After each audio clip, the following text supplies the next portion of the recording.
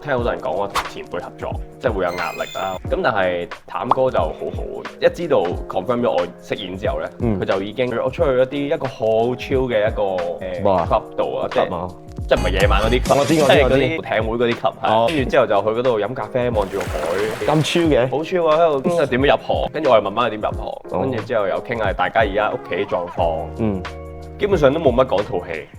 係啊，傾完之後就交換咗電話，跟住之後就話：喂，得閒 send 啲你中意嘅嘢嚟聽下啦。佢就 send 嗰啲音樂俾我，咁我就 send 我中意睇嘅戲俾佢。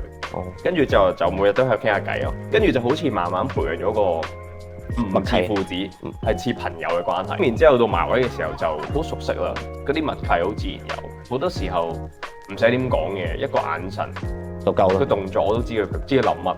咁呢種就好父子啦，係啊，好舒服。明白。問下峰哥啦，有冇一場